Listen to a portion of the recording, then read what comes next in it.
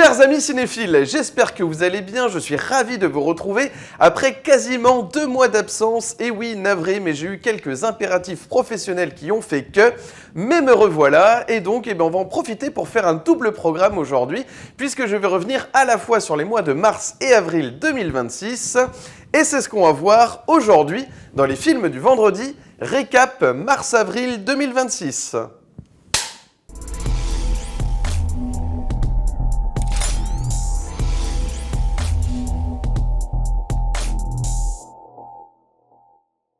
Salut à tous et bienvenue dans les films du vendredi. Aujourd'hui, double programme, donc je vais revenir à la fois sur le mois de mars et avril 2026, donc il y aura 8 films au total, ça va être un programme assez copieux, car oui, dans les films du vendredi, on est comme ça, quand on a du retard, on le rattrape.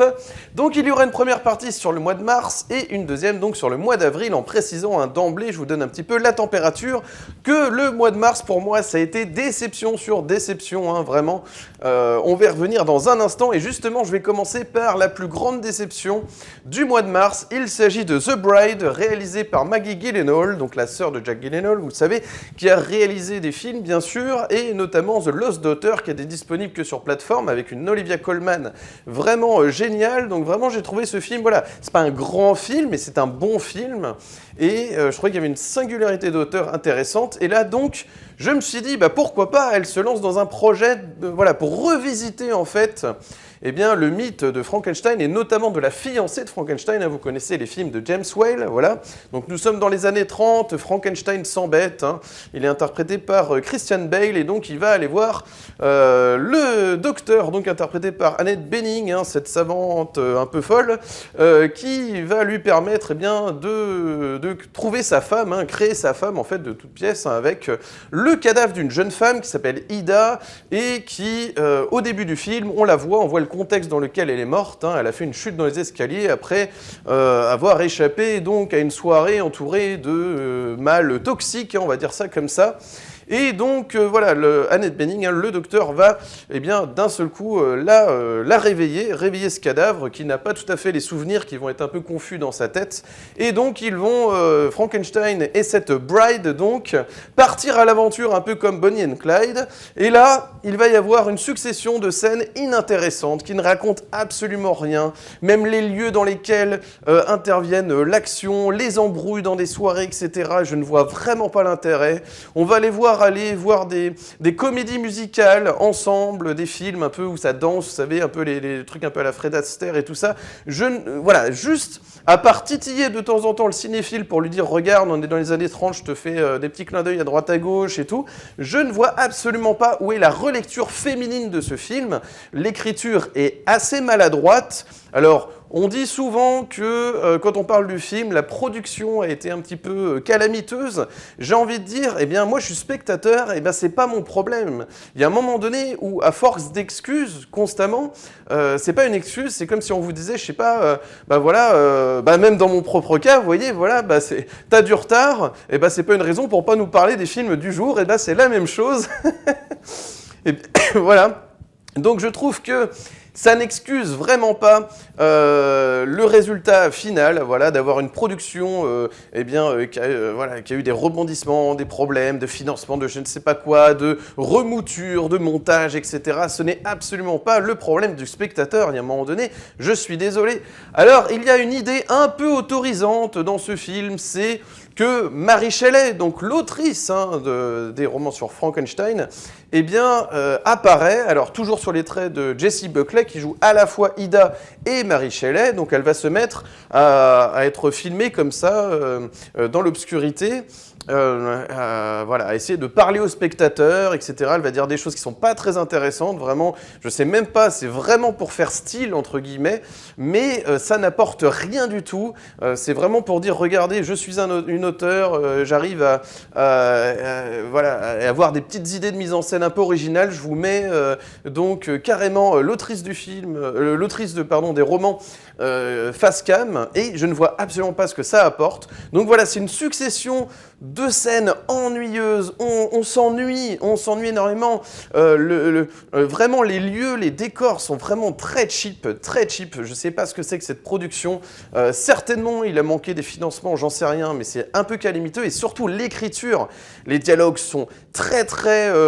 il y a quelque chose d'artificiel, énormément, même dans la relation entre les deux.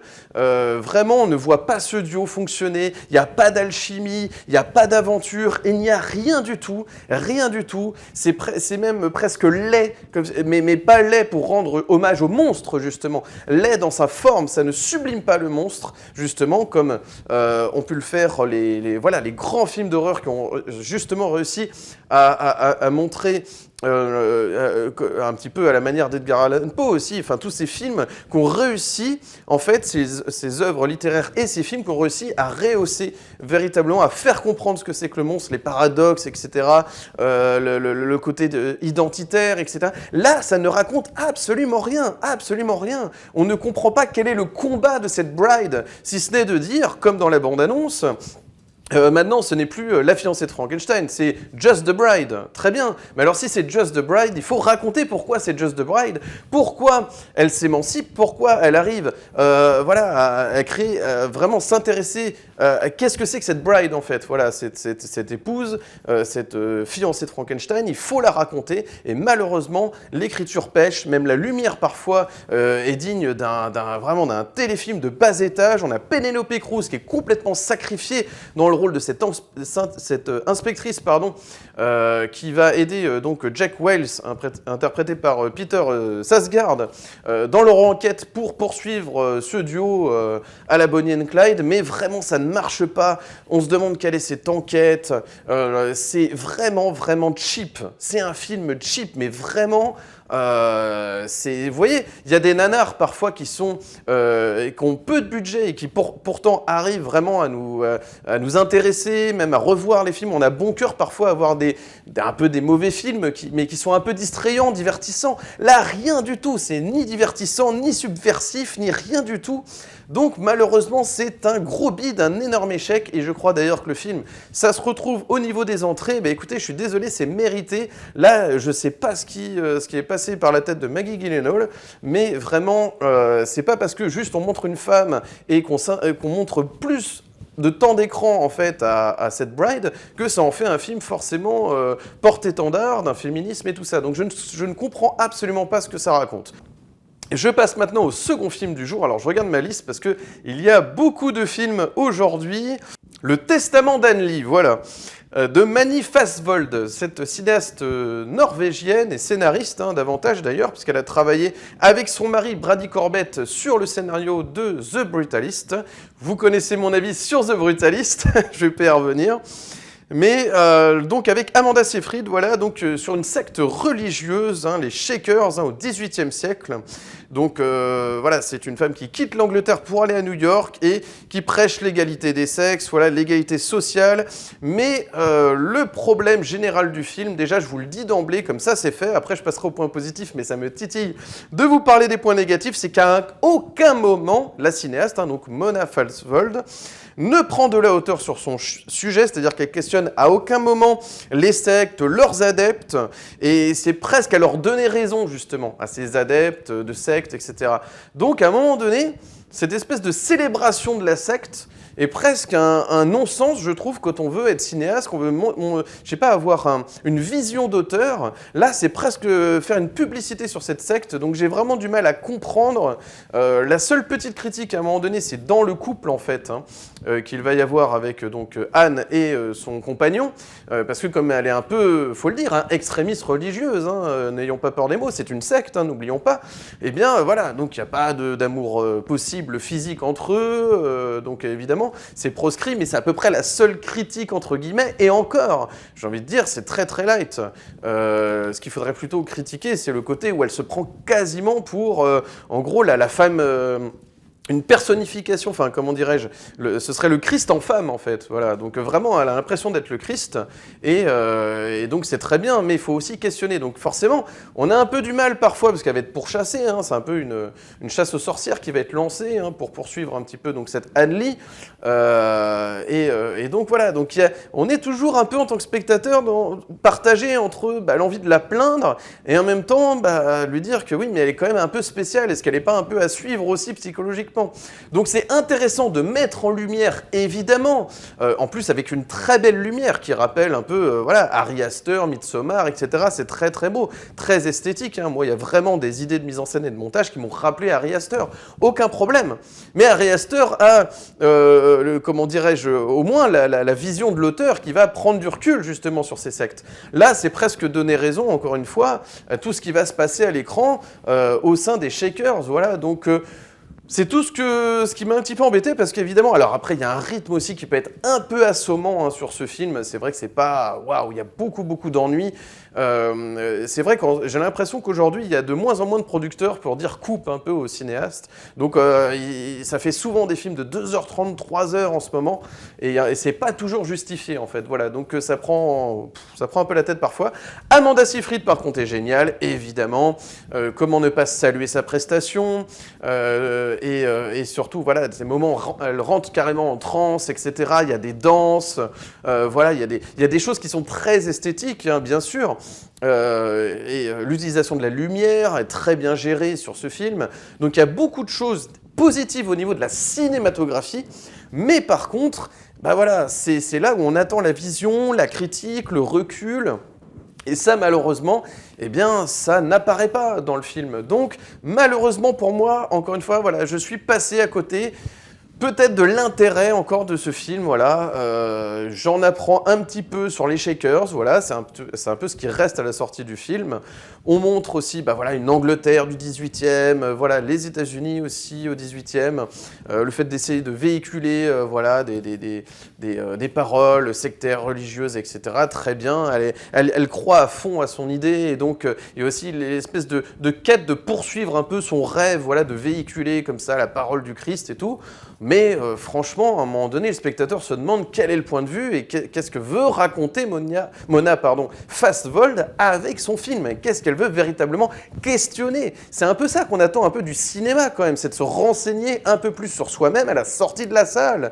Et malheureusement, eh bien, le Testament d'Anne-Lee fait un peu figure de décoration, un peu malheureusement. C'est très beau, on rentre en transe parfois dans des, vous savez, dans des rituels. Voilà, les rituels sont bien montrés, mais c'est à peu près tout. En fait, c'est comme si la caméra rentrait comme ça dans une fête un peu païenne ou je ne sais quoi, et qu'elle vous montrait comme ça les rituels, comment ça se passe, etc.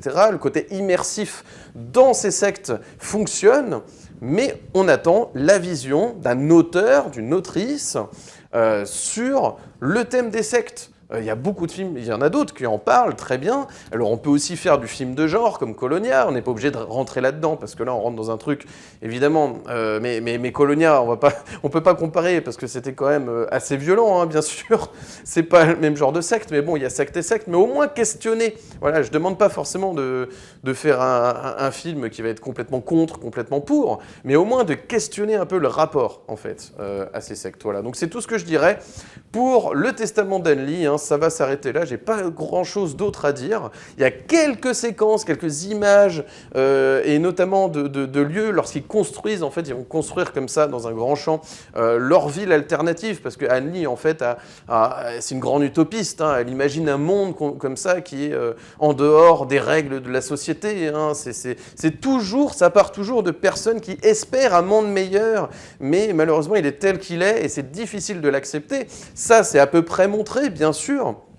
Voilà, donc il va vous rester quelques images, évidemment. Et il y a des chants, Amanda Seyfried, voilà, elle aussi va chanter, etc. Il y a des moments de danse, de chant, donc il y a une performance là-dessus, il n'y a pas de problème, voilà. Donc voilà, malheureusement, pour moi, ce n'est pas... ça ne peut pas être un grand film, hein, clairement pas. Et pas un très bon film non plus, voilà. Donc malheureusement, non. Le Testament d'Anne-Lee, eh bien aussi, ça a été une déception pour moi. Je passe maintenant donc au troisième film du jour et il s'agit de Projet Dernière Chance. Alors, je me suis dit, j'étais pas trop chaud au début d'aller voir ce film. Je me suis demandé, vraiment j'avais l'impression de voir une espèce d'interstellar comme ça, mais à la sauce familiale et tout. Mais c'est justement, en fait, tout le problème du film. Hein. C'est-à-dire que avant même de l'avoir vu, j'avais déjà plus ou moins en tête ce qui allait peut-être être le problème du film, et c'est vraiment le problème du film, c'est-à-dire d'être à cheval entre le film qui se veut être un grand film de science-fiction qui veut un peu rivaliser avec le Interstellar de Nolan, et d'un autre côté de revenir à un truc plus familial, à la E.T., avec le côté on va se lier d'amitié avec un extraterrestre et essayer de cohabiter avec lui. Donc voilà, c'est le fameux problème du film, hein, bien sûr, c'est d'être le cul entre deux chaises, entre ces deux idées, et saupoudré aussi d'un troisième problème que j'avais un peu du mal à cerner dans la bande-annonce et que j'ai vu lorsque j'ai vu le film, bien sûr, c'est tout l'humour, en fait. Constamment, l'humour va désamorcer des moments qui pourraient être dramatiques, qui pourraient créer de la tension, du suspense, etc. Et l'humour, pas toujours en plus très fin, hein. Il y a même une blague sur le fisting, hein, donc c'est pour vous dire le truc, donc c'est pas non plus le grand film familial non plus, donc c'est ni trop puéril pour les adultes, ni trop adulte pour les plus jeunes. Donc, il y a une balance qui est assez mal réglée à ce niveau-là. Un peu trop de longueur aussi, ça c'est vraiment, j'ai l'impression que les films en ce moment ont du mal à rythmer un peu quand même, dans le montage, dans l'avancée de l'action, en fait, des péripéties et des enjeux. Il y a parfois des moments où ça traîne, la caméra tourne, on a du mal à cutter, à rendre tout ça dynamique en fait, malheureusement, sur les 2h30 si je ne m'abuse, que dure le métrage. Hein. Puis alors le ressenti, je vous en parle pas parfois car ça s'étire. Heureusement quand même qu'on suit Ryan Gosling un minimum et qu'on est avec lui parce qu'il commence par se réveiller. Hein, c'est un docteur en biologie qui va être approché par une femme, donc Eva Stratt, hein, qui est l'agent gouvernemental qui approche Grace pour lui confier l'étude de l'astrophage, hein, et trouver un moyen de le neutraliser parce que sinon ça risque de geler le soleil, donc la planète qui serait plus nourrie par le soleil, enfin bref. Donc du coup, il va partir donc à la quête de l'astrophage. C'est là, sur son chemin, qu'il va rencontrer cet extraterrestre et qu'il va se lier d'amitié. Donc la partie familiale du film, à l'arrivée de cet extraterrestre, arrive beaucoup trop tard dans le métrage. Je ne m'en rappelle plus, mais je crois que c'est bien 1 heure de film avant d'arriver à ce qui va être un peu l'originalité du film. C'est le côté où ça va devenir une sorte de buddy movie entre un être humain et un extraterrestre, même si encore une fois, on a déjà vu ça au cinéma. Voilà, donc il y a le côté amnésie d'une personne qui se réveille, qui se retrouve comme ça dans un vaisseau avec ses partenaires qui sont morts, qui va se demander la raison de sa présence dans ce vaisseau. Le film va alterner avec des séquences de flashback pour comprendre en fait la raison de l'arrivée de Grace sur cette mission. Voilà, très bien. Donc je vais pas trop spoiler à ce niveau-là. Mais voilà, donc c'est pas toujours bien amené, c'est-à-dire qu'on a un peu l'impression que parfois cette mission est un peu prétexte pour qu'on ait une espèce de comédie de science-fiction. Donc on a ça pourrait être intéressant, mais parfois c'est encore une fois anéanti par cet humour pas toujours bienvenu. Ce qui va sauver un petit peu le film, c'est sa fin avec le dilemme en fait que va avoir Grace entre choisir la réussite de sa mission ou sauver son ami extraterrestre. Il va y avoir un dilemme un peu de cet ordre-là à la fin du film qui va être un petit peu émouvant. Mais voilà, encore une fois, on ne peut pas être au maximum de l'émotion à cause du fait que le film constamment a envie. C'est presque comme décrédibiliser des moments qui pourraient être très forts, en fait, mais on les décrédibilise avec, c'est vraiment un problème d'humour, quoi, encore une fois, voilà. Donc écoutez, Projet Dernière Chance, est réalisé par Phil Lord et Christopher Miller, donc que l'on connaît pour la saga Spider-Verse notamment, et la grande aventure Lego de mémoire, donc à la fois scénariste, réalisateur comme ça de films plutôt voilà, comics, adaptation Lego, tout ça, donc plutôt familial, plutôt voilà, et il voulait certainement s'essayer au film live. C'est plutôt réussi quand même au niveau de l'image par moment, même si je trouve parfois que cette image un peu jaunâtre parfois n'est pas toujours esthétiquement très intéressante, mais voilà, force est de constater quand même que les séquences d'espace dans l'espace sont plutôt crédibles, car il faut créer en plus de ça deux atmosphères différentes à la fois pour Rocky, hein, donc cet extraterrestre rocheux, hein, dont il a donné ce nom-là parce qu'il avait une apparence de rocher, et en même temps en hommage à Rocky Balboa, pardon. Et donc chacun ne peut pas vivre dans les mêmes atmosphères, donc il trouve un stratagème, etc. pour pouvoir communiquer très bien. La relation aurait mérité d'être peut-être aussi plus écrite, plus fouillée, car si on montre un être humain qui cohabite avec un extraterrestre, je pense qu'il faut davantage développer la relation en fait entre les deux. Il y a ce système de traduction par contre qui est une très bonne idée, parce que en fait avec la musicalité de sa voix, eh bien il va pouvoir traduire avec un outil et se comprendre, etc. Donc ça peut donner un peu d'émotion.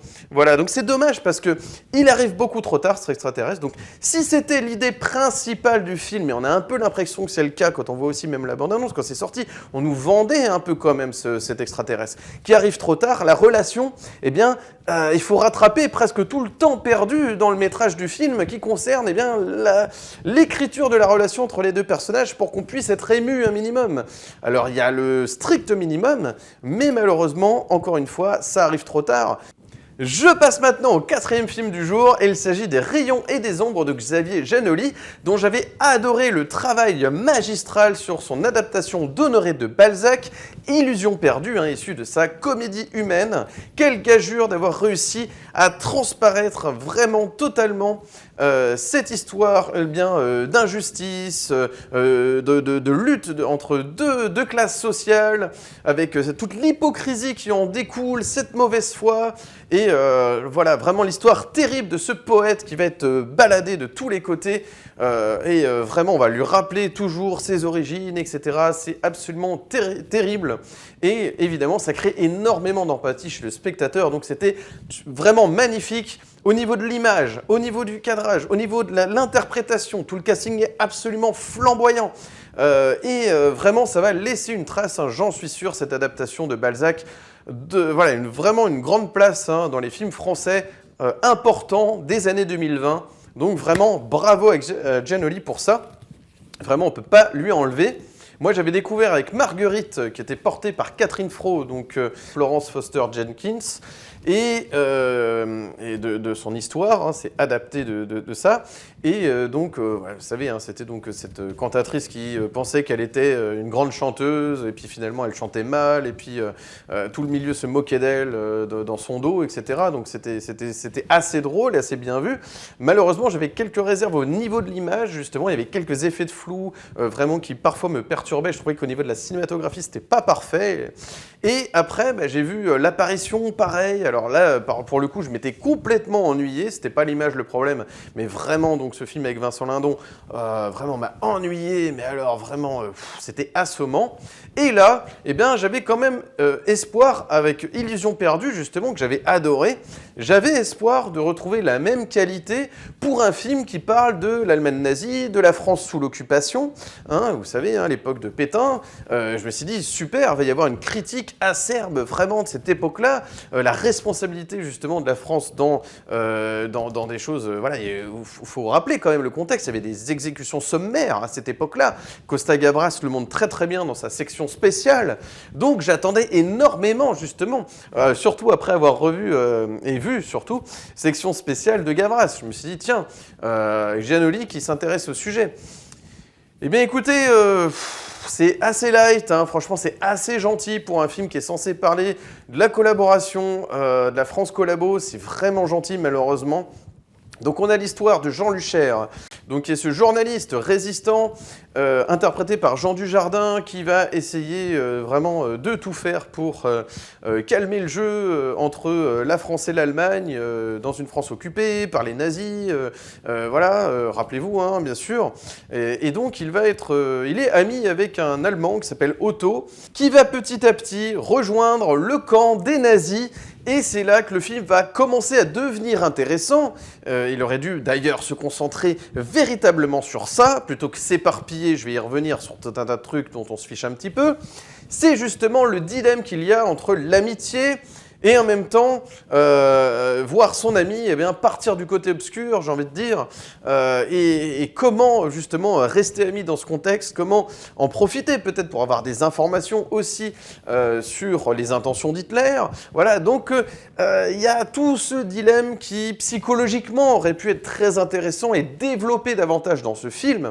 Et malheureusement, il n'en est pas grand-chose, car Giannoli, bien sûr, il explique bien sûr que sa démarche était avant tout de montrer, plutôt que de montrer l'horreur, de se concentrer sur toutes les mondanités en fait, qui entouraient aussi cette époque, avec tous les privilégiés de l'époque qui passaient son temps à manger des petits fours, à faire la fête, à avoir de la démesure avec ses filles comme ça, toujours pour ces messieurs, voilà, donc une vie de luxure, j'ai envie de dire, autour de ça.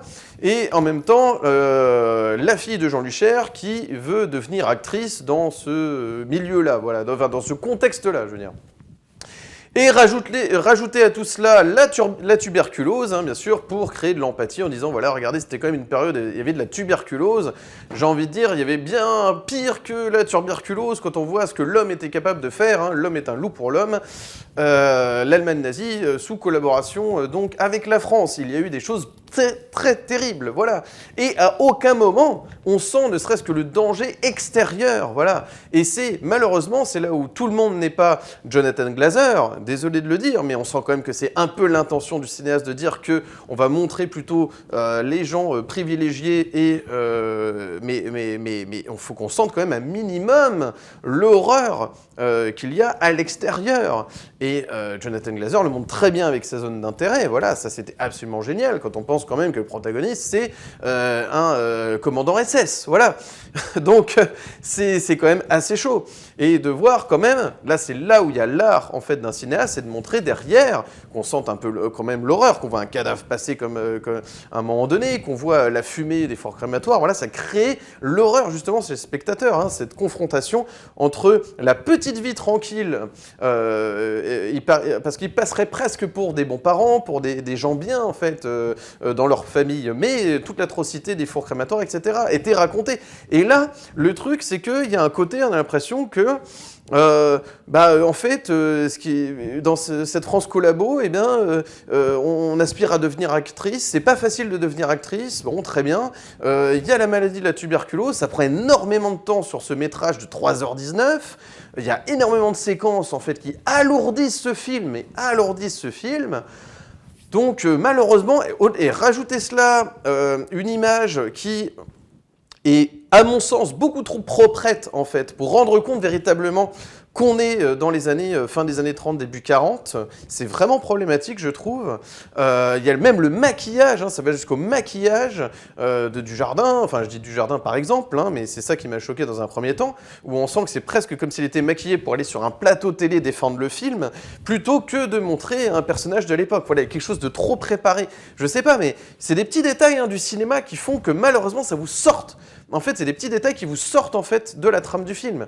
Et il y en a d'autres. La tonalité aussi, la manière dont sont restituées en fait les répliques, sortent également du film. C'est comme si les personnages avaient la conscience d'aujourd'hui, donc le recul en fait de leur propre époque. Or, ce n'est absolument impossible puisqu'ils sont en train de vivre cette époque justement. Donc même dans la tonalité, dans le phrasé, il y a quelque chose qui sonne pas tout à fait juste en fait. Et pour être une œuvre totalement sincère, malheureusement. Donc, vous voyez, c'est marrant parce que la polémique était autour, en fait, de la véracité des éléments historiques. Moi, je suis même pas là-dedans. Pour moi, c'est vraiment pas ça qui m'a bloqué dans ce film dans un premier temps. C'est vraiment déjà que ces petits détails vous sortent à chaque fois de la tension qui pourrait naître, de je ne sais quoi. Déjà, ça vous sort du film, voilà. Et puis après, on passe beaucoup de temps quand même. Attendez, je suis désolé, on n'est pas non plus chez Damien Chazelle. Je veux dire, c'est pas Babylone. On passe énormément de temps sur des séquences de festivités, c'est très bien. Mais à un moment donné, il faut un petit peu que le spectateur, on le replace quand même, un minimum, quoi, pour qu'on sente la tension. Alors, ça marche un petit peu sur les dernières minutes du film. À un moment donné, il va arriver quelque chose à sa fille. Et encore, c'est très vite désamorcé. Donc, il y a des choses qui auraient pu être vraiment bouleversantes dans ce film, mais malheureusement, pas assez je sais pas, ne serait-ce que de contexte ou d'éléments perturbateurs de la petite vie mondaine qu'on a envie de montrer. Et voilà, et les seuls moments où c'est le cas, et bien voilà, l'image s'assombrit, on est sur quelque chose de plus dans les teintes grises, un peu bleuté, comme si le personnage donc de la fille de Duchère, excusez-moi, j'oublie son nom. Eh bien, voilà, dans ces moments-là, très bien, mais c'est parce qu'elle a la tuberculose. Donc, en fait, ça pourrait être dans n'importe quel contexte. Oui, un personnage qui a la tuberculose, bah oui, on va avoir de l'empathie. Mais là, c'est pas tant la tuberculose qui nous intéresse, c'est qu'on est sous le régime nazi, avec cette France collabo. Et c'est ça qu'il faut raconter. Donc, malheureusement, que ce soit ça ou la peste dans une autre époque, oui, ça va créer la même empathie. Mais voilà, c'est presque comme si botté en touche pour réellement parler de ce qui nous intéresse. 3h19, je le répète, sur ça. Et en fait, à un moment donné, donc dans le film, il va y avoir une séquence, je n'en dis pas plus, bien sûr, je ne spoile pas, mais il va y avoir une séquence au tribunal, et en fait, le juge qui va résumer véritablement, en une phrase, tout le film. Voilà, donc vous passez par 3h19 de métrage, à la fin, vous avez un personnage, le personnage du juge, qui va vous résumer en une ligne toute la trame scénaristique du film, tout, voilà, en 2 secondes, on vous résume le film. Mais vraiment, c'est, il y a des maladresses, voilà, donc je ne vais pas non plus totalement casser le film, parce que, en fait, le problème, c'est que je suis aussi pris par mon agacement face à des petites choses qui viennent polluer, en fait, un film qui aurait pu être bien meilleur que ça, et bien plus acerbe, etc. Là, on sent quand même que c'est le mauvais côté, pour moi, du film grand public, qui s'intéresse à cette période de l'histoire. C'est qu'à un moment donné, il faut pas... C'est presque comme si les moments de divertissement mondain du film étaient là à la fois pour divertir les personnages qui sont dans leur luxe, dans leurs privilèges, mais aussi pour divertir le spectateur qui veut pouvoir voir ce film en famille et que ce soit pas trop dur. Et c'est ça le problème. C'est tout le problème de ce film, c'est qu'on peut faire des films qui sont destinés à un large public, il n'y a pas de problème. Illusion perdue a réussi, Le Comte de Monte Cristo a réussi avec Pierre Ninet, magnifique travail, donc c'est possible de le faire, tout en rendant compte de l'horreur, etc. Alors, est-ce que c'est parce que quand il y a un auteur derrière, voilà, de la grande littérature française, eh bien, on se dit, c'est l'opinion de l'auteur, donc c'est pas moi qui vais mettre ma propre opinion, mais à la limite, je préférerais que justement Giannoli se mouille un petit peu, prenne des risques en donnant sa version véritablement des faits. Parce que le problème, c'est ça. C'est qu'à un moment donné, à force de trop éviter toutes les polémiques, tous les machins, on parle de pas grand-chose, malheureusement. Donc c'est ça qui m'a un petit peu dérangé dans ce film. Encore une fois, ce qui est le plus réussi, ce sont les séquences, évidemment, entre Jean Luchère et Otto, parce que c'est ça qui va... être vraiment l'originalité du film, cette relation amicale en fait, mais il aurait fallu développer davantage, presque se concentrer que là-dessus, enlever 1 heure du film et rajouter plus de séquences entre eux, parce que c'est ça tout le dilemme en fait, parce que Jean Luchère, il incarne la France à ce moment-là, et Otto, il incarne l'Allemagne en fait, donc il faut raconter sous le prisme de cette amitié, se concentrer, vraiment creuser cette relation davantage, et ça aurait pu presque être que ça le film. Ça aurait pu être que ça le film, que ça aurait été fantastique. Et je pense qu'on peut éviter plein de polémiques juste en se concentrant là-dessus. En fait, parce qu'on peut créer plein de situations gênantes, avec constamment des dilemmes moraux dans l'esprit de Luchère, etc. Et le spectateur pourrait rejoindre davantage, en fait, le Luchère. Alors le truc, c'est que voilà, le film, en fait, va vouloir, évidemment, montrer Luchère, on va vouloir avoir de l'empathie par moment pour lui, alors que c'est quand même un salaud, puisqu'il va, évidemment, rejoindre, finalement, les collabos, Otto, etc., dans cette Allemagne nazie, dans cette France nazie, en fait, hein, qui se nazifie. Et donc, voilà. Mais en même temps, on montre la complexité, la nuance, pour pas que ce soit totalement manichéen, donc ça c'est bien vu. Il n'y a pas de problème pour moi, j'ai pas trop de soucis à montrer finalement, à créer chez le spectateur de l'empathie pour un sale type, c'est pas forcément grave, parce que je pense qu'il faut aussi croire en l'intelligence du spectateur qui aura le recul pour juger véritablement de l'UCR, c'est un type bien ou pas, etc. C'est à lui de trancher, ce sera à lui de voir les nuances, je pense qu'il faut quand même pas tout prémâché, il aura, voilà, peu importe ce qui va arriver à Lucher, peu importe ce qui va arriver à Otto, mais il pourra statuer. Donc faire davantage, je pense, confiance à l'interprétation aussi du spectateur et y aller à fond dans sa lecture, en fait, de cette époque, voilà. Donc malheureusement pour moi, voilà, c'est vraiment un rendez-vous manqué entre Giannoli et l'histoire, en fait, hein, avec un grand H. Donc voilà, malheureusement, déception pour moi, vraiment Giannoli, j'attendais vraiment mieux de sa part, voilà, mais j'ai toujours évidemment un grand respect pour ce cinéaste, il n'y a aucun souci, hein, bien sûr, on peut être déçu, vous savez, ça me rappelle quand j'ai été déçu, voilà, aussi parfois par des cinéastes que j'adule, hein, comme Dupontel avec son dernier film, donc Second Tour, voilà, c'est pas grave hein, en soi, c'est juste qu'il y a une telle déception quand on aime un cinéaste pour quelque chose qui, voilà, pour soit toute son œuvre, soit pour un film qu'il a fait et qu'on le respecte pour ça, etc. Quand on voit comment il a pu vraiment mettre un film engagé avec Illusion perdue, quoi. Il y a beaucoup plus d'engagement sur ses idées, sur sa critique acerbe, des milieux sociaux. Mais là, voilà, quand ça touche à l'histoire, j'ai l'impression que ouais, c'est plus compliqué. On passe maintenant donc au mois d'avril avec le premier film que j'ai vu au mois d'avril, eh bien, c'était forcément le Mario Galaxy. Alors pourquoi je dis forcément? Parce que voilà, j'avais envie de me faire un petit, j'allais dire plaisir coupable ou pas, parce que vraiment en termes d'animation, d'adaptation vidéoludique, le premier était quand même, je suis désolé de le dire, mais formidable, hein, malgré évidemment ce côté où il y a du fanservice, des easter eggs, etc. Mais on avait l'origin story un peu de Mario et Luigi, il y avait comme une écriture qui faisait qu'on rentrait pleinement entre le monde réel de Brooklyn et donc le monde donc, du royaume champignon. Il y avait cette transition entre les deux qui était bien assurée pour qu'on puisse vraiment s'intéresser un petit peu après aux autres péripéties qui allaient entourer nos deux héros de Mario et Luigi. Voilà. Cette fois-ci, donc, le second volet s'intitule Super Mario Galaxy. Donc, comme le jeu éponyme, hein, bien sûr, sorti sur Wii et sa suite, Mario Galaxy 2. Donc, on était en mesure peut-être d'attendre d'ailleurs un film qui s'intéresse vraiment pleinement à l'histoire de Mario Galaxy, du coup. Mais ce film va en profiter pour s'éparpiller un petit peu déjà dans les différentes références. On a beaucoup de Mario Odyssey, finalement, quand on creuse un petit peu. Donc un des derniers Mario sortis, voilà, hein, je précise un peu parce qu'on est un peu dans une critique à cheval entre la critique vidéoludique et cinématographique. Donc on découvre Mario et Luigi qui vont rencontrer Yoshi, voilà, donc lors d'une visite là, dans un monde où il y a une pyramide à l'envers, donc celle qu'on voit donc dans le Mario Odyssey justement. Et donc à partir de là, eh bien, il va y avoir une aventure puisqu'ils ont capturé en fait Bowser qui est miniature donc dans le château de Peach. Ils l'ont capturé. Bowser va vouloir s'en sortir. Pendant ce temps-là, il y a son fils Bowser Jr. qui va émettre un plan pour capturer Harmony, donc la fameuse princesse de Galaxy cette fois-ci. Donc là, c'est pour le bon jeu, pour capturer ses pouvoirs dans le but en fait d'utiliser donc toute sa force, son énergie pour une nouvelle arme qu'il est en train de mettre au point. Voilà.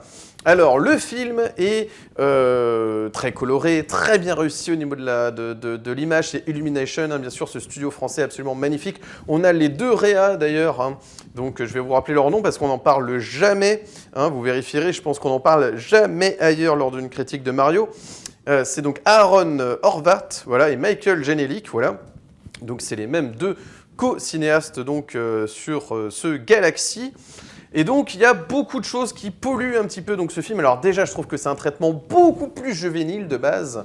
Il y a beaucoup de scènes où c'est très gnangnan, très mielleux. Vraiment, tu peux rajouter de la crème, de la crème, de la crème. On a beaucoup de choses qui sont vraiment... On est dans du 6 ans en termes vraiment de public. Avec toutes ces petites étoiles, hein, bien sûr, qui vont se mettre à dire des choses très, très... très très mignonne, certes, mais voilà, on est dans un truc cocooning où il y a beaucoup de séquences, on est là, il y a Harmony qui raconte des histoires aux enfants, enfin vraiment ça fait un peu ça quoi avec ses étoiles. Il y a les bébés Mario, Bowser est aussi en bébé, il y a bébé Junior, et il y a je ne sais combien de personnages juvéniles, bébés dans ce film qui font que bah ça braille, on a l'impression d'être dans une garderie avec tous ces personnages-là, donc parfois ça te sort du film parce qu'il y a beaucoup trop de bébés, non mais vraiment c'est terrible, mais ça rend le film vraiment parfois un peu agaçant à ce niveau-là. Et on a aussi des planètes, parce que le but de Galaxy, c'est d'aller de planète en planète. Mais toutes les planètes ne se valent pas. Comme cette planète où on a un immense T-Rex, alors encore une fois, tiré de Mario Odyssey et non pas de Mario Galaxy. Donc ça, c'est un autre problème encore une fois. Et donc le seul but en fait de cette séquence, c'était de montrer qu'il y avait un T-Rex et qu'il fallait lui échapper. Ça n'a servi à rien. Donc il y a aussi des planètes qui ne servent absolument à rien. Il y a des moments aussi où Peach va perdre son sceptre, ou c'est Harmony ou Peach, j'ai un doute, je crois que c'est peut-être Harmony, oui, qui va être capturée, elle a perdu son sceptre, mais comme par magie, elle va le retrouver dans une séquence après. Donc il y a un manque de cohérence aussi entre les séquences qui font que, bah voilà, il y a beaucoup de faux raccords à tout va, etc. Dans l'action, il y a des choses qui sont plus logiques. Il y a à un moment donné, je sais pas, il y a plein d'ennemis, Peach va s'en sortir vraiment avec difficulté. Par contre, le boss final dans le casino en 2-2, par magie, elle arrive à l'anéantir. Donc voilà, c'est assez mal dosé là-dessus. Par contre, oui, le film, par moment, a de très bons moments, comme c'est dans les dernières séquences où bébé Bowser est en train de jouer un jeu, enfin, il regarde ce qui se passe sur son écran, sur son moniteur, et donc lui, il le voit en 2D, et le spectateur peut suivre en plan séquence comme ça Mario qui déjoue tous les pièges jusqu'à Bowser, et donc il va y avoir cette fameuse séquence où Mario va utiliser donc la hache, vous le savez, comme dans le jeu d'origine où il fallait passer au-dessus de Bowser, récupérer la hache, et donc le pont s'écroulait et Bowser tombait dans la lave. Voilà, donc il va y avoir des clins d'œil très bien, aucun problème, mais encore une fois c'est pollué. Alors, il y a des choses qui ont pollué le scénario tellement qu'il y a aussi des personnages qui n'ont rien à voir avec donc Mario Galaxy. Donc il s'agit de Fox, Fox McCloud, voilà. J'ai toujours rêvé, entre parenthèses, qu'il y ait un film Star Fox un jour, moi qui jouais aux jeux vidéo Star Fox quand j'étais plus jeune, j'ai toujours rêvé qu'il y ait une adaptation cinéma de Star Fox, mais là le problème c'est qu'il ne s'agit pas d'un film Star Fox, il s'agit d'un film Mario, et c'est aussi le problème. Alors, c'est pas le pire easter egg du film, puisque c'est un personnage qui va servir la narration et servir l'action, voilà. Mais malheureusement, tout ce fanservice va polluer évidemment ce film. Il y a beaucoup trop de musique aussi. Les musiques ont tendance à désamorcer plein de moments qui pourraient être plus écrits, se poser, justement installer les enjeux, etc. Et ça s'éparpille. Trop de personnages. Bébé Junior aurait pu suffire justement, parce qu'on avait déjà Bowser dans le premier. Là, Bowser est aussi en mini format avec une voix agaçante, etc. C'est un peu saoulant parfois.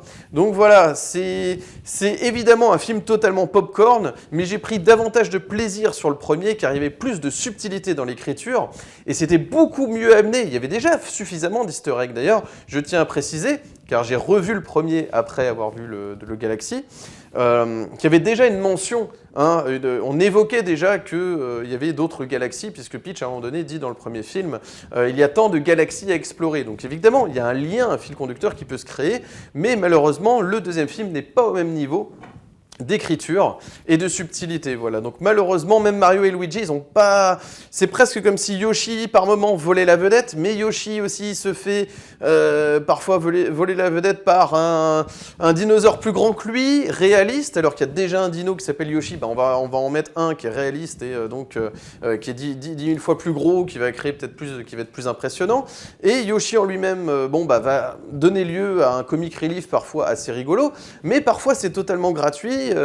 Ça sort de la narration, ça sort en fait des enjeux qu'il y a dans ce film, si tant est qu'il y en ait d'ailleurs, parce qu'il n'y a pas énormément d'enjeux non plus, mais comme dans les jeux vidéo aussi, je tiens à préciser, bien sûr on ne peut pas non plus toujours faire des miracles, si le terreau de base déjà c'est simplement un plombier qui va sauver une princesse, je ne dis pas, donc il y a quand même bien sûr un effort d'écriture là-dessus, mais sur le premier c'était tellement mieux amené, il y avait les parents, il y avait le côté dilemme où en fait il essayait de sauver son frère, donc voilà, son frère qui était capturé dans un monde qui faisait penser à Luigi's Mansion, mais c'était c'était pas un easter egg gratuit puisque Luigi était véritablement capturé en fait dans ce monde, donc il était justifié, j'ai envie de dire. Là, il y a des mondes qui sont pas toujours justifiés, qui n'ont pas toujours un même niveau d'intérêt, donc ces galaxies, il fallait les raconter, il fallait nous raconter l'évolution aussi de cette quête jusqu'à Bébé Bowser, parce que là, on a l'impression que ça peut s'arrêter à n'importe quel moment, qu'il peut tomber sur Bébé Bowser un peu quand il veut, donc vraiment nous raconter la construction en fait, parce que dans le premier, il y a la construction du héros.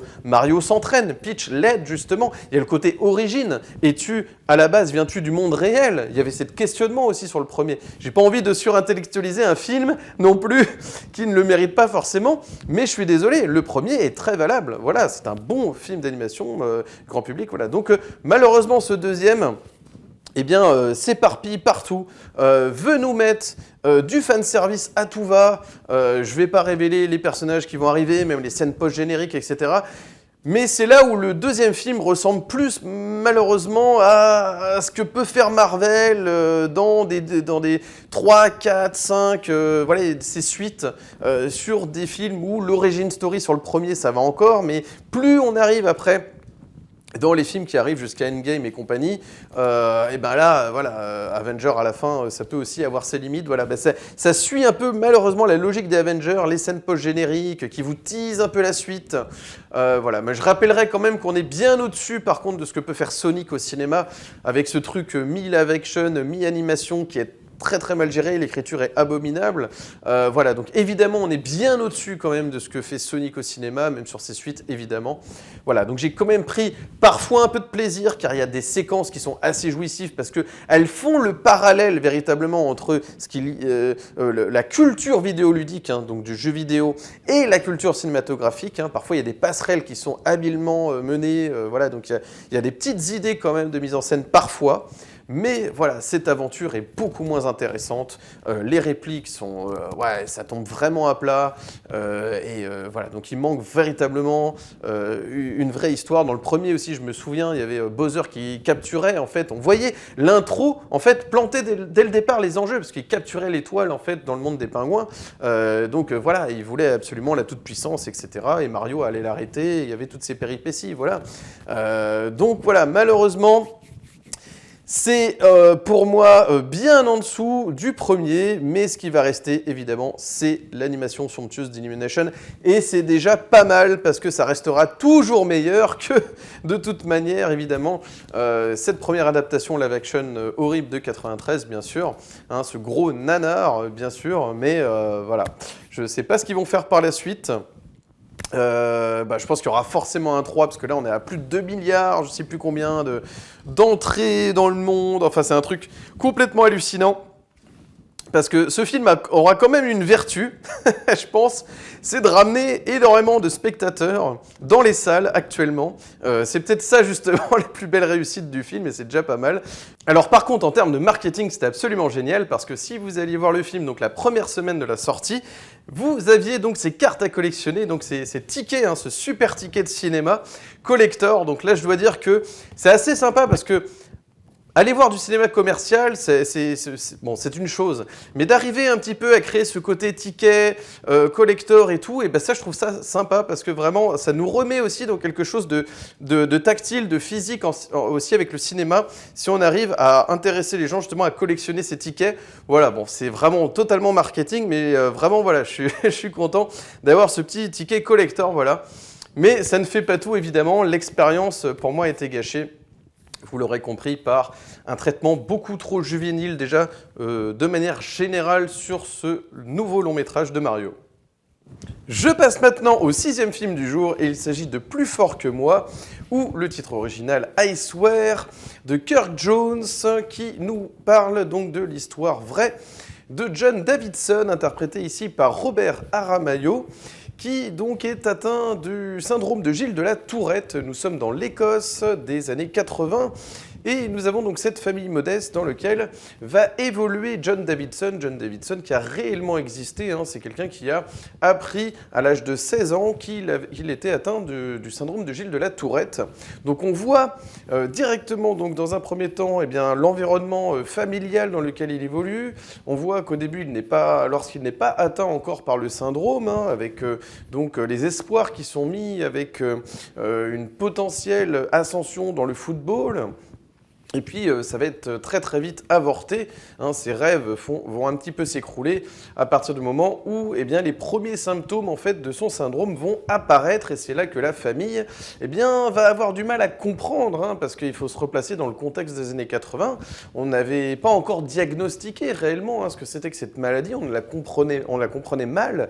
Et donc, forcément, ça donnait lieu à des quiproquos eh bien, vraiment intenables, hein, bien sûr, pour notre John Davidson, qui eh bien, va devoir subir le regard des autres. Hein, sa différence va l'amener dans des situations pas possibles, invivables. Hein, c'est vraiment un film qui est magnifique en même temps parce qu'il n'y a pas ce côté où comment dire, on va surdramatiser non plus la vie de John, mais en même temps, voilà, il y a ce côté en même temps un peu solaire quand même du film. Alors c'est pas totalement feel good comme on a envie de, voilà, comme un peu le marketing a voulu vendre ce film.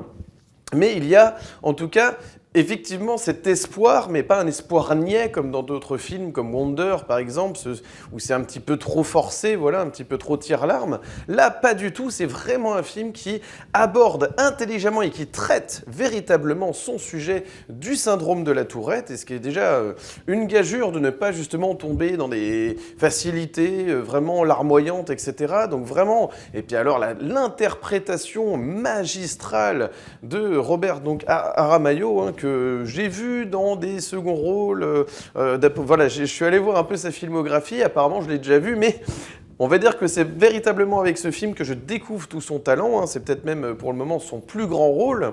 Et vraiment, voilà, donc j'ai cette petite pépite comme ça qui est tombée cette année, eh bien ça m'a ravi parce que voilà, ça fait aussi du bien de retrouver un film, on n'est pas dans les smartphones, on est vraiment dans des connexions humaines, véritablement.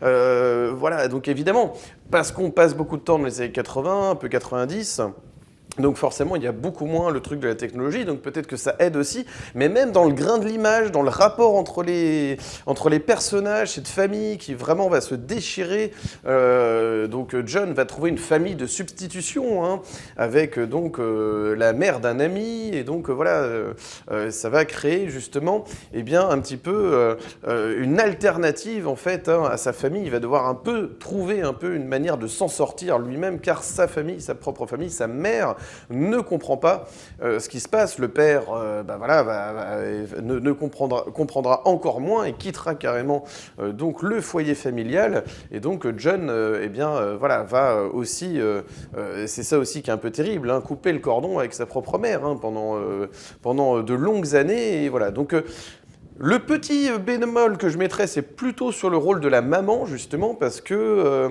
quand on la retrouve à la fin, c'est censé être un moment un peu, voilà, avec une forte émotion. Et voilà, je trouve que peut-être que le personnage de la maman hein, aurait mérité un petit peu plus d'être fouillé, voilà. Parce que, voilà, alors je ne sais pas si c'est aussi avec son timbre de voix, ou je ne sais pas, c'est peut-être propre à l'actrice aussi, il y a un petit peu quelque chose qui m'a sorti un petit peu du personnage de la mère, mais sinon c'est absolument magnifique. Je dois dire que j'ai pris la claque du mois d'avril pour moi, et puis peut-être même de ces 2 derniers mois, et ben ça a été ce film, parce que voilà, c'est fait de manière intelligente, véritablement, sans tomber dans des facilités d'écriture. Les rapports entre les personnages sont d'une véracité, c'est criant de vérité, véritablement, la manière dont sont connectés les personnages.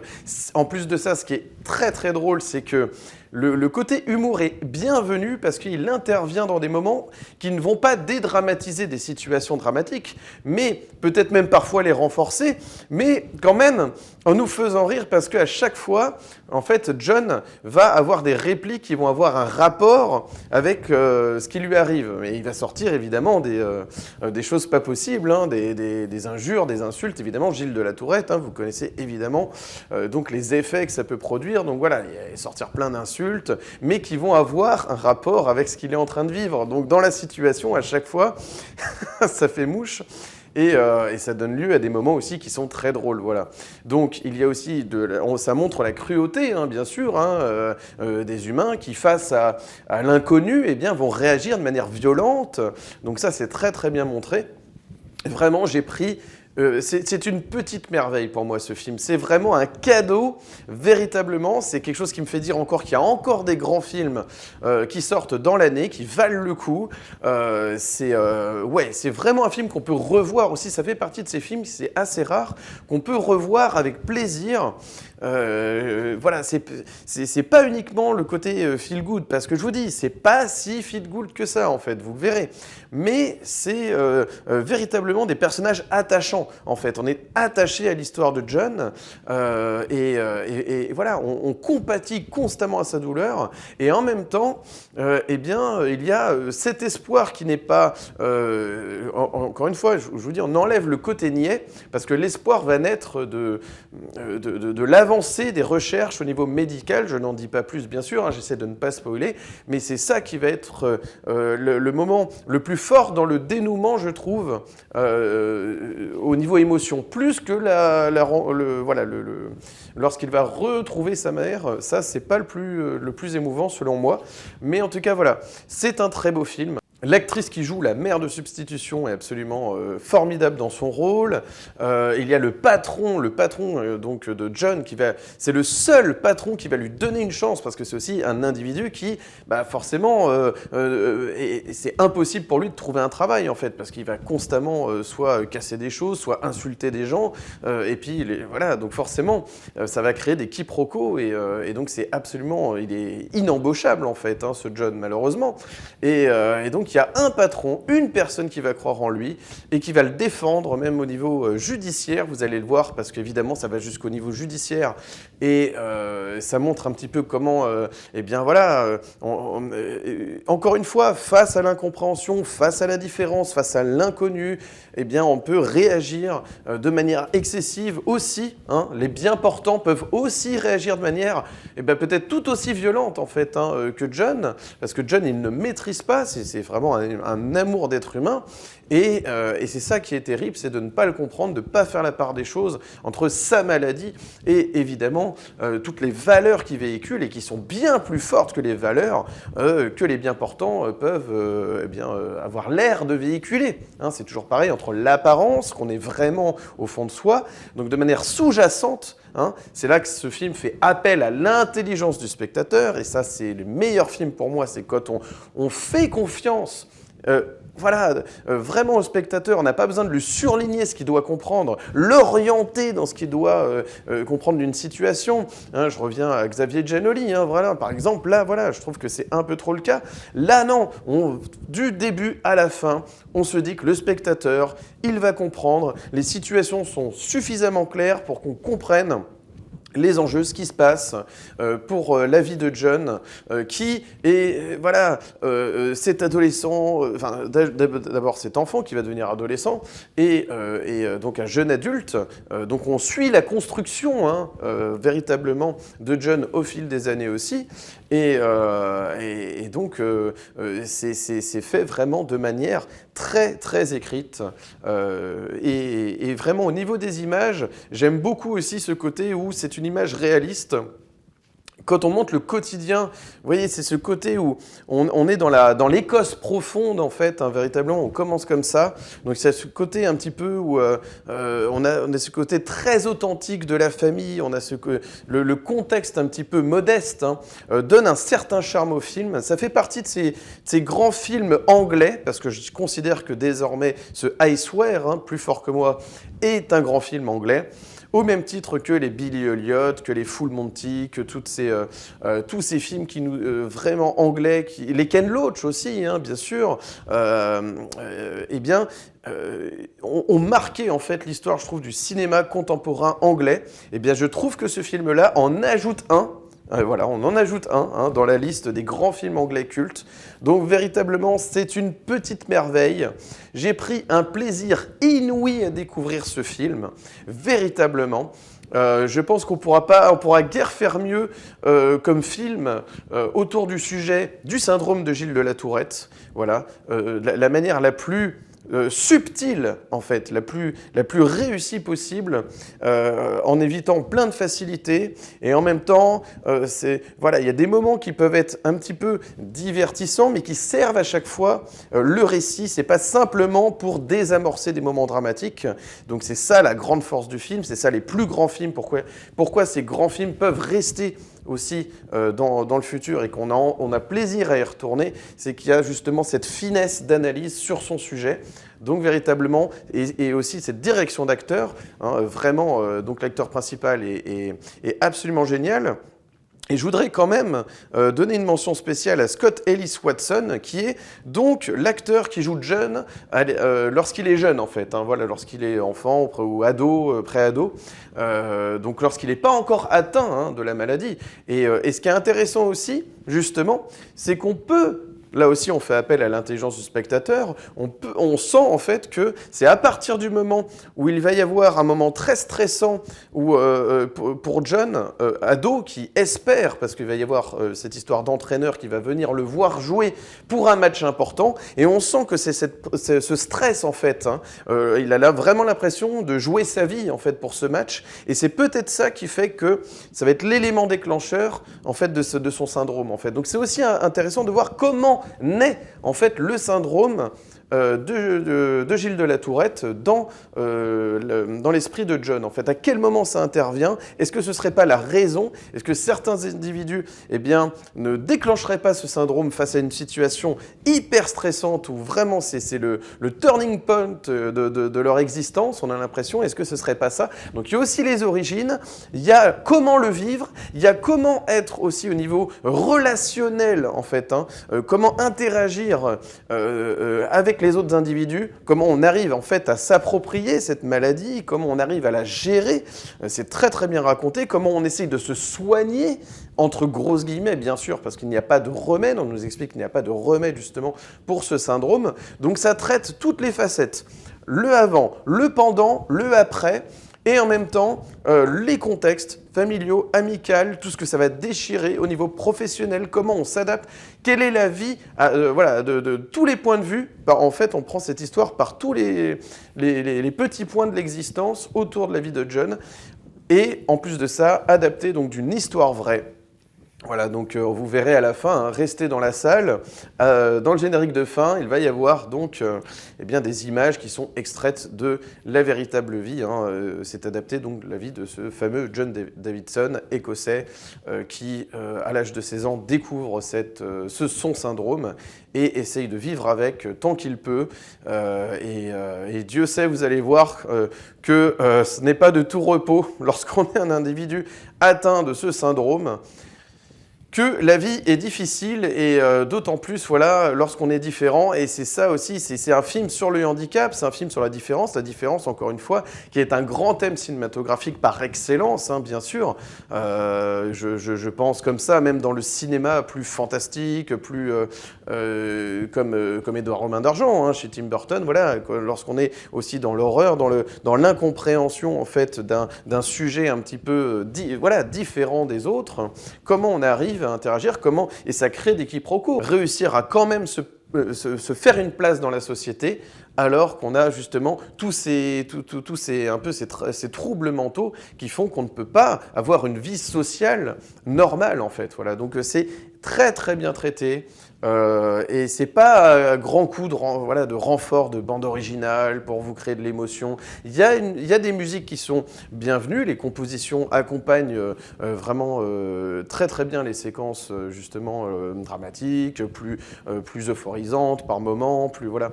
Et puis en plus de ça, ce qui est bien, c'est d'avoir réussi, ça aussi ça a peut-être une vocation à être un film un petit peu culte, peut-être on verra, ça prendra un petit peu de la maturité, comme un bon vin au fil des années. Peut-être que certaines répliques resteront parce qu'il a une manière à chaque fois, en fait, il a des gimmicks un peu au niveau des expressions, lorsqu'il a des tics de langage, etc., qui peuvent peut-être rester, on verra par la suite, il y aura peut-être un petit culte qui pourra se créer autour de ce film, et je l'espère, car il est d'une grande qualité. Donc voilà, je découvre Kirk Jones, donc voilà, un cinéaste qui s'est intéressé au sujet du syndrome de la Tourette, qui a adapté donc eh bien l'histoire de John Davidson, donc il y a ce côté un peu aussi film biographique, voilà, hein, parce que c'est tiré d'une histoire vraie. Donc vraiment, faites-vous plaisir, ne ratez pas ce film en salle, s'il vous plaît, voilà, c'est la pépite du mois d'avril, c'est la pépite de ces 2 derniers mois, hein, vraiment, quand je vois le mois de mars, waouh, qui était un petit peu catastrophique pour moi, avec de grandes espérances, et puis de grandes attentes, et puis de belles déceptions, bah là voilà, c'est une belle surprise, voilà, merci Kirk Jones pour cette pépite anglaise. Plus fort que moi, I Swear, à découvrir dans les salles de cinéma. Je passe maintenant au 7e film du jour, et il s'agit de The Drama, réalisé par le cinéaste que j'adore en ce moment, que j'ai découvert avec Sick of Myself. Il s'agit de Christopher Borgli, voilà, qui donc nous propose The Drama avec Zendaya dans le rôle d'Emma et Robert Pattinson dans le rôle de Charlie, qui vont se rencontrer dans un café. Voilà, on nous raconte une histoire d'amour. Hein. Vous savez qu'aussi Zendaya, justement, moi, ça m'a tout de suite évoqué quand j'ai vu le projet arriver. Malcolm et Marie, hein, où elle était très très douée aussi pour montrer voilà, des relations de couple un petit peu tendues, voilà, et qui plus est dans un huis clos en noir et blanc. Enfin, je vous le recommande par ailleurs, hein, Malcolm et Marie. Bah là, on retrouve Zendaya dans ce genre de rôle, voilà. Et donc, Charlie, à un moment donné, donc c'est un individu qui est quand même assez timide, hein, voilà, qui a du mal à aborder les filles, eh bien, va faire la rencontre donc d'Emma dans un café, voilà. Emma qui est atteinte donc de surdité d'une oreille, hein, elle est sourde d'une oreille. Et donc, il va essayer de l'aborder avec justement tous les obstacles de la vie d'aujourd'hui, hein, les écouteurs, pas facile de parler à la personne qui est au café parce que voilà, elle est en train d'écouter un truc, lire un bouquin, etc. Donc voilà, mais il va être courageux et finalement, eh bien, il va y avoir une romance naissante. Ils vont voilà, s'apprendre des choses mutuellement, etc. Et il va y avoir un moment donné où, en fait, Charlie va rencontrer les amis d'Emma, et c'est là que le drame va un petit peu commencer, car ils vont se mettre à jouer c'est pas un action-vérité, mais presque. C'est-à-dire ce jeu, en fait, où il faut dire la chose la plus terrible qu'on ait fait dans sa vie, et ils sont à quelques jours du mariage, en fait. Donc c'est vrai qu'il n'y a rien de mieux que pour peut-être casser un mariage.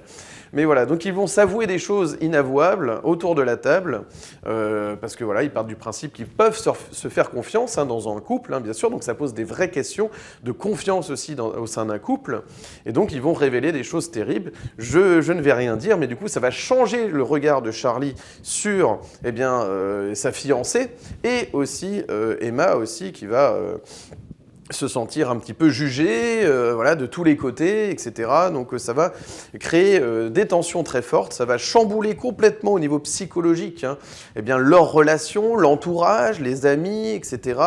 Et évidemment, ça va aller crescendo jusqu'à évidemment le jour J, hein, du mariage, où je ne vais pas révéler ce qui va se passer. Mais voilà, donc c'est un film eh bien, qui pose de vraies questions en fait au niveau de la confiance qu'on peut accorder à un être que finalement on ne connaît pas véritablement. Lorsqu'on est en couple, eh bien, oui, on se met en couple avec quelqu'un, on l'a découvert, finalement c'est assez récent, on ne connaît pas son passé, on ne connaît pas tout en fait. Hein, il y a voilà, un peu des secrets de polichinelle qui peuvent se glisser derrière la vie de ces deux individus. Donc voilà, c'est assez bien vu. C'est vraiment voilà. Alors pour moi c'est pas voilà mon film préféré de Christopher Borgli, mais c'est vrai que c'est toujours intéressant, je trouve, Christopher Borgli. Ça pose des vraies questions.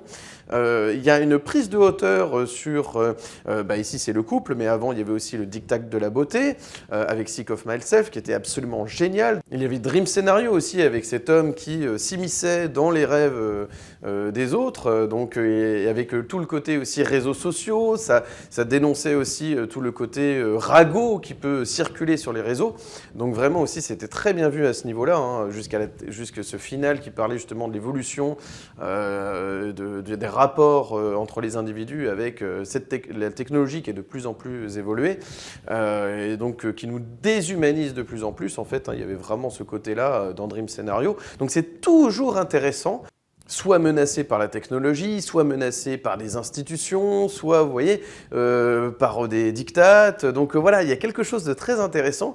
Et en plus, sous couvert un petit peu aussi de l'époque, hein, on voit bien, hein, voilà, encore une fois, cette interaction qui commence par des écouteurs, des choses qui perturbent en fait hein, aussi dans notre quotidien, peut-être parfois l'accès à la communication en fait. Donc il y a des trucs comme ça qui sont assez bien vus, très très fins dans son analyse des rapports sociaux. Donc moi, c'est vraiment à chaque fois ce qui me passionne au cinéma.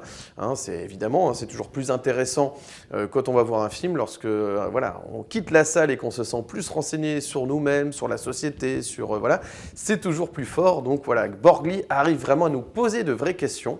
Voilà, donc évidemment, il y a quelques longueurs, peut-être, hein, ce film aurait pu mériter parfois d'être un peu cuté, mais on accepte, je trouve, assez facilement dans ce film le rythme du film en fait. C'est comme si à un moment donné, malgré peut-être des moments qui auraient pu être cutés, il y a aussi dans les moments où il ne se passe pas grand-chose, eh bien, une atmosphère qui fait qu'on est quand même dans l'état, ça nous permet d'être dans l'état psychologique des personnages pendant ce temps-là. Donc c'est quand même une grande vertu, je trouve, qui fait qu'on ne sent pas trop les longueurs en fait grâce à ça. Et puis en même temps, eh bien, il y a aussi cette question que j'aime beaucoup dans ce film, c'est qu'il y a ce côté aussi où... donc évidemment, hein, l'amour pour le meilleur et pour le pire, bien sûr, lorsqu'on apprend des choses sur son conjoint ou sa conjointe, mais il y a aussi ce côté où on peut redonner une chance, parce que c'est là aussi où il y a une théâtralité qui va se mettre en jeu dans le couple, lorsqu'ils vont essayer de se rabibocher, de recommencer à zéro leur histoire, et ils vont se mettre dans la peau finalement de personnages qui jouent un rôle comme un scénario pour recréer en fait le feu qu'il y avait lors de leur première rencontre. Donc c'est comme si on voulait sauvegarder, retrouver véritablement ce qui a été l'élément déclencheur de l'amour entre eux en fait. Donc, et là il y a de l'acting qui joue. Donc c'est comme si aussi au sein du couple il pouvait aussi y avoir un peu d'acting en fait. Parce que lorsqu'on est en couple, là on est deux individus bien sûr qui s'aiment et qui travaillent à créer une troisième personne morale, j'ai envie de dire, qui s'appelle le couple. Donc on voit bien la manière dont justement ce couple existe, se détruit, se reconstruit en fait à chaque fois en fait. Donc il y a ce côté vraiment très très fin, voilà, bien pensé sur le côté la psychologie autour du couple est très très bien analysée, sondée, j'ai envie de dire, hein, bien sûr.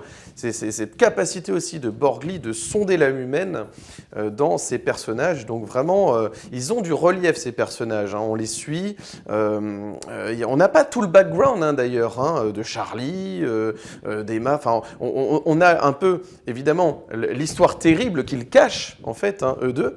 Mais c'est à peu près tout ce qu'on sait en fait. On n'a pas tous les tenants et aboutissants. Mais pour autant, on a quand même envie de les suivre. On a envie de les voir quand même, parce que comme il y a l'amour, malgré tout, on a quand même envie que ça fonctionne en tant que spectateur, quoi. Donc voilà, ça fait partie de ces films qui parlent du couple, qui ne sont pas des comédies romantiques de bas étage, justement.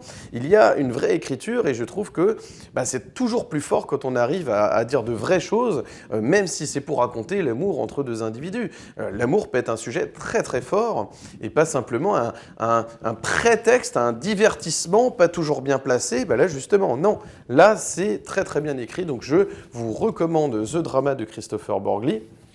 Et je terminerai juste en disant un petit hic sur le film, peut-être, éventuellement, c'est que, en fait, on a un peu l'impression aussi que ce film, à moins que ce soit voulu, hein, essaie de nous dire que, face à 4 histoires ces 4 histoires secrètes que vous allez découvrir dans ce film, qui entoure 4 personnages, eh bien, on décide aussi peut-être de ce qui est le plus violent, le plus tragique, et, alors qu'en fait, les 4 histoires vont être quasiment au même niveau. En tout cas, je me souviens de 2 histoires qui sont quasiment au même niveau en termes de drame, de violence. Donc, vous allez voir, hein, autour de la table des 4 amis, il va y avoir des révélations, et franchement, on peut être tout aussi choqué de l'histoire d'un autre, et pas forcément celle d'Emma ou de Charlie, hein, vous allez voir.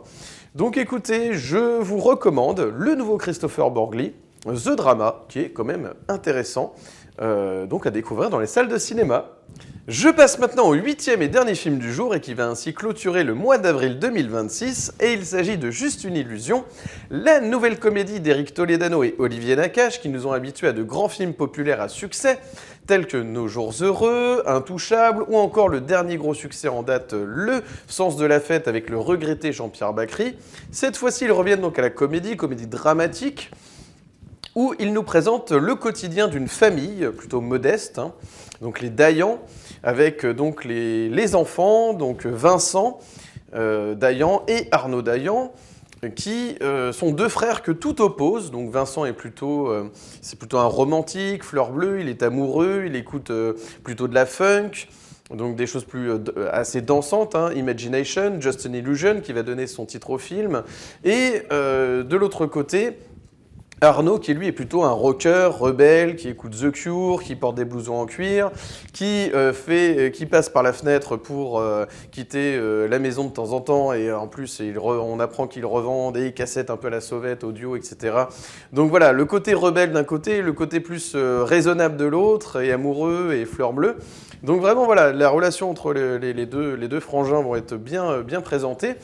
Et nous avons dans les rôles donc des parents Louis Garrel, qui est donc un chômeur qui cache sa situation professionnelle au reste de la famille dans le but de les préserver. De l'autre côté, nous avons la maman, interprétée par Camille Cotin, qui est cette mère au foyer qui prend des cours d'informatique dans l'espoir visiblement de s'émanciper et peut-être même de trouver un emploi. Donc voilà, nous sommes dans les années 80 avec les problématiques de l'époque. Vraiment, on nous montre une société de l'année 85, les vieilles voitures, un peu, il y a un petit travail de reconstitution à quelques anachronismes près, par contre, mais qui ne sont pas dérangeants pour l'immersion, le côté immersion quand même dans cette époque. L'image aussi est un petit peu pensée, je pense que au niveau des couleurs, du grain, pour qu'on ait un peu l'impression quand même d'être dans les années 80. Les costumes notamment aussi, hein, bien sûr, la manière de se vêtir, les blue jeans très clairs, les blousons, vous allez voir, il y a un truc il y a aussi le rôle vestimentaire. Le vêtement va avoir un rôle, à un moment donné, qui va créer une petite tension dramatique à un moment donné sur la fin. Vous allez voir, c'est assez beau. Puisque Vincent donc, est amoureux d'une fille qui n'est absolument pas issue de la même classe sociale, hein, c'est une aristo qui vraiment a envie de se mettre avec, éventuellement qui pourrait envisager de se mettre avec Vincent, mais uniquement parce que, en gros, ça ferait chier les parents, quoi. Voilà, c'est vraiment pour... ça vous montre un petit peu l'image un petit peu des différences de classe sociale. Donc c'est assez bien vu. Il y a tous les codes du teen movie, j'ai envie de dire. Donc on retrouve donc Vincent et son quotidien, donc il va passer son temps avec ses camarades pour faire les 400 coups, pour voler une cassette VHS érotique pendant que les parents ne sont pas là pour pouvoir la regarder. Il va y avoir des blagues aussi sur la religion avec ce rabbin qui va peut-être tomber en possession d'images grivoises. Enfin voilà, donc on va avoir la construction d'un ado et puis avec la confrontation évidemment avec les personnages adultes, le gardien de l'immeuble interprété par Pierre Lotin qui va aussi être assez irrésistible par moments mais peut-être un peu trop absent. Et voilà, il aurait mérité d'être un peu plus peut-être à l'écran, mais il est suffisamment là pour qu'on le retienne quand même, que ça fasse partie quand même des personnages un peu marquants, du comic relief un petit peu, hein. Il va avoir un rôle important pour remettre un petit peu de comic relief à certains moments. Et voilà, donc on nous représente aussi une époque à tel point que même les logos en fait des prods au début, hein, Gaumont, tout ça, qui apparaissent au début du film, sont faits tels qu'ils étaient dans les années 80. On a même France Inter avec le vieux logo France Inter. Donc voilà, tout est fait pour nous faire la petite Madeleine des années 80, la playlist de l'époque, etc. Donc c'est le côté un peu ozon du truc, j'ai envie de dire, du projet. C'est-à-dire que moi, c'est un petit peu ce qui m'a séduit et pas en même temps, quoi. Parce que c'est vrai que Été 85, par exemple, de François Ozon, j'avais vraiment pas aimé. Et en même temps, des films comme La Boum, voilà, bon, moi, c'est pas personnellement ma génération, hein, c'est pas mon enfance ou adolescence, je l'ai pas vécu dans les années 80, donc voilà. Mais je peux comprendre, hein, bien sûr, l'idée c'est de recréer un petit peu de l'émotion comme il y avait dans ces films populaires, un peu La Boum, etc., des vieux Ozon, des vieux teen movies français, etc., des années 80. Je comprends tout à fait l'idée, je suis pas tout à fait sensible à ce que je vois à l'écran parce que ça titille pas ma propre nostalgie. À part peut-être un peu la musique, je peux comprendre, voilà, je suis un peu dans le truc. Mais voilà, en tout cas, c'est une comédie qui est plutôt bien écrite. Ça manque de rythme, à mon sens, par contre. C'est vrai que pour une comédie, c'est assez long, c'est quasiment 2 heures, je crois. Et pourtant, ça manque de rythme. Il y a des séquences qui sont pas toujours bien amenées, notamment à un moment donné, la mère, donc interprétée par Camille Cotin, va se mettre à danser sur Pointer Sister, donc I'm So Excited. Et ça sort un peu de nulle part. C'est un peu comme ce genre... Voilà, on a l'impression que ce genre de séquences interviennent pour recréer de l'émotion, recréer un peu le côté feel good dans des moments où ça retombait un petit peu, donc c'est pas toujours bien dosé, je trouve, dans le rythme du film. Mais il y a des séquences mémorables, l'histoire du blouson, la valise RTL, voilà. Donc je vous laisse découvrir un petit peu tous les éléments qui vont titiller votre nostalgie. Mais il y a quand même quelque chose qui m'a un petit peu bloqué aussi dans ce film, c'est notamment la relation entre les parents, parce que j'ai trouvé, je sais pas, le duo Louis Garrel-Camille Cotin, je l'ai pas trouvé d'une grande authenticité malheureusement. C'est dans l'acting, hein, c'est pas dans l'écriture des parents, des personnages, mais dans l'acting, j'ai trouvé que l'alchimie était pas tout à fait d'une grande crédibilité, quoi. Je les sentais pas vraiment mari et femme. Il y a un côté dans le jeu, dans le ton de la voix, dans la tonalité qui fait pas tout à fait vrai, quoi. C'est dommage. Alors, je sais pas, on représente aussi une France populaire, alors peut-être qu'ils ont eu du mal à se mettre un petit peu à se fondre un petit peu dans des personnages comme ça, modestes, je sais pas ce qui fait que la connexion a pas marché entre les deux, c'est peut-être une autre raison, mais je trouve que ça, voilà, c'est pour moi, hein, personnellement, bien sûr, hein, je vous donne mon point de vue, n'hésitez pas d'ailleurs à me dire dans les commentaires si vous avez quelques réserves aussi sur cette comédie qui a un potentiel de succès. Alors je ne sais pas si ce sera aussi fort que les bangers que sont donc Le Sens de la Fête ou Nos Jours Heureux, ou même Intouchable, bien sûr, qui est aussi un grand film, et pas seulement comique, mais aussi au niveau dramatique. Mais voilà, on parle de duo, justement. Le duo Omar Sy et François Cluzet marchait du tonnerre, alors que tous les opposaient.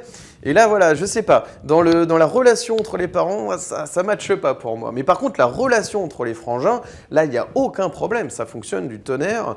Ils doivent cohabiter en plus dans la même chambre, donc aussi, il y a ce côté où on nous raconte l'enfance des cinéastes, et notamment d'Éric Toledano, d'après ce que je comprends, parce que au niveau de la bouille de l'acteur qui incarne Vincent Dayan, donc Simon Boublil, on reconnaît un peu Éric Toledano, donc des mimiques et tout. Donc on a l'impression que ça s'inspire de son enfance, visiblement. Et donc il y a des souvenirs d'enfance, hein, il nous partage ses souvenirs d'enfance, d'adolescence, de pré-ado. Et donc voilà, ça donne lieu à un film qui finalement me rappelle, par contre, c'est un peu le défaut pour moi, c'est que ça me rappelle d'autres films que j'ai vus, quoi. Il n'y a pas grand-chose d'original à part sur certaines péripéties, hein, qui vont arriver à Vincent. Il y a quand même des petits éléments qui vont vous rester, mais qui seront peut-être pas aussi cultes que toutes les bonnes idées qu'ils avaient dans leurs précédents films, en fait, hein, où c'était quand même assez original. Donc voilà, je sais pas si ça va rester, vraiment. C'est un film qui se regarde, voilà, c'est pas le meilleur Toledano Nakash pour moi. Ça se regarde, c'est gentillesse, c'est mignon, mais voilà, c'est assez solaire pour les beaux jours qui arrivent. Je pense que le contexte va aider. Allez-y en famille plutôt, je dirais. C'est vraiment le film à voir en famille. C'est un Toledano Nakash dans la moyenne pour moi. Je m'arrêterai là. Pour donc les mois de mars et avril 2026 au cinéma.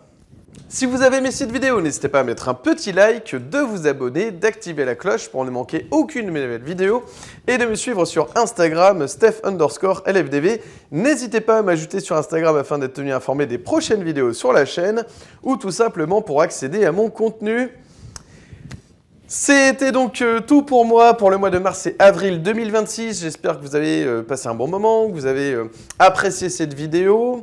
Alors, d'après ce que j'ai compris, il y a un film entièrement réalisé en intelligence artificielle qui va sortir donc au mois de mai. Donc nous y sommes, hein, le mois de mai démarre là. Je ne sais pas si ce sera à l'ordre du jour de la prochaine vidéo, mais ça peut poser de vraies questions pour l'avenir du cinéma, donc ça peut être intéressant d'aborder ce thème. Donc écoutez, peut-être que ce sera le cas, il y a de nouvelles sorties qui arrivent évidemment, plus on approche de la période estivale là aussi, plus il va y avoir de grandes sorties attendues, donc on verra. En tout cas, donc, je vous donne rendez-vous donc, pour la prochaine vidéo. Donc restez informés, hein, stay tuned comme on dit. Et moi, il ne me reste plus qu'à vous souhaiter un excellent vendredi, un excellent week-end. Et comme toujours, d'ici la prochaine vidéo, n'oubliez pas, prenez les films pour ce qu'ils sont. Allez, ciao!